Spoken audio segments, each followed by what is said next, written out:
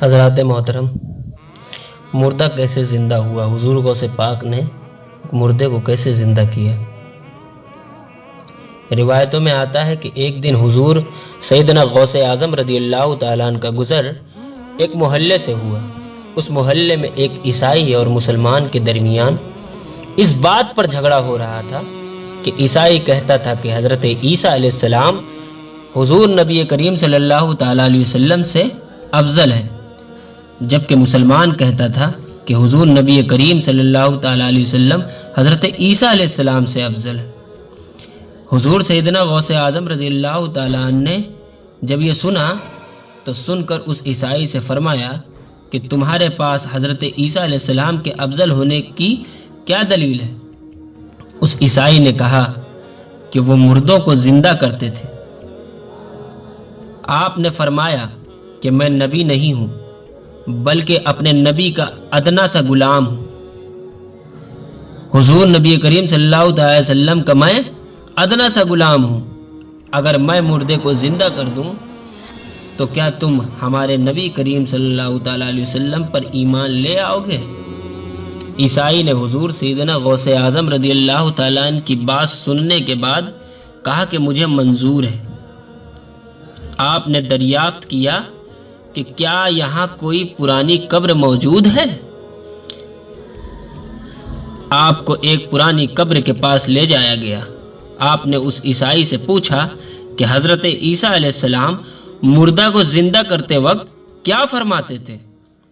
اس عیسائی نے جواب دیا، حضرت عیسیٰ علیہ السلام فرماتے تھے کہ کم باذن اللہ۔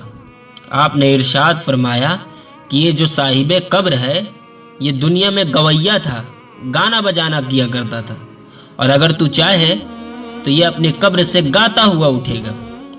عیسائی نے جواب دیا، یہ ٹھیک ہے۔ حضور سیدنا غوث اعظم رضی اللہ تعالیٰ نے قبر کی جانب متوجہ ہو کر فرمایا کم باذن اللہ۔ پھر کیا تھا؟ قبر شک ہوئی، پھٹ گئی اور اس میں سے مردہ گاتا ہوا اٹھا۔ عیسائی نے جب آپ کی یہ کرامات دیکھی تو اسی وقت آپ کے دست حق پر کلمہ پڑھ کر مسلمان ہو گیا۔ حضرات محترم، یہ حضور غوث پاک رضی اللہ تعالیٰ عنہ کی کرامت ہے کہ مردے کو آپ نے کس طرح زندہ فرمایا۔ حضور سیدنا غوث اعظم رضی اللہ تعالیٰ عنہ بہت ہی مشغول رہا کرتے تھے اللہ کی عبادت میں، اور کبھی کبھی تو عبادت میں اتنا مشغول ہو جاتے تھے کہ لوگوں کی نظروں سے کئی دنوں تک اوجھل ہو جایا کرتے تھے۔ حضرت سہیل بن عبداللہ تستری رحمۃ اللہ علیہ فرماتے ہیں کہ ایک مرتبہ حضور سیدنا غوث اعظم رضی اللہ تعالیٰ عنہ عرصے دراز تک اہل عراق کی نظروں سے اوجھل رہے۔ لوگوں نے آپ کی تلاش شروع کر دی۔ تلاش شروع کی تو معلوم ہوا کہ آپ کو دریا دجلہ کے جانب جاتے ہوئے دیکھا گیا ہے۔ جب آپ کو تلاش کرتے ہوئے لوگ دریائے دجلہ کے کنارے پہنچے تو دیکھا کہ آپ پانی پر چلتے ہوئے آ رہے ہیں۔ اس دوران مچھلیاں بکثرت آپ کی خدمت میں حاضر ہو کر سلام عرض کر رہی تھیں۔ اس دوران نماز ظہر کا وقت ہو گیا اور ایک سبز رنگ کا سونے اور چاندی سے مزین مصلی نظر آیا جو ایک تخت سلیمانی کے مانند تھا، اور وہ مصلی دریائے دجلہ کے اوپر معلق ہو گیا۔ جب وہ مصلی بجھ گیا تو بہت سے لوگ آئے اور اس مصلی کے برابر کھڑے ہو گئے۔ ان لوگوں کے چہروں سے بہادری اور شجاعت ظاہر ہو رہی تھی۔ سب لوگ جو آپ کی تلاش میں آئے تھے ان کی زبانیں گنگ ہو گئیں اور ان کی آنکھوں سے آنسو جاری تھے۔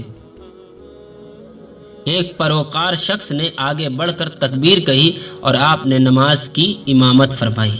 حضرات محترم، حضور سیدنا غوث اعظم رضی اللہ تعالیٰ عنہ کا اخلاق کریمانہ بہت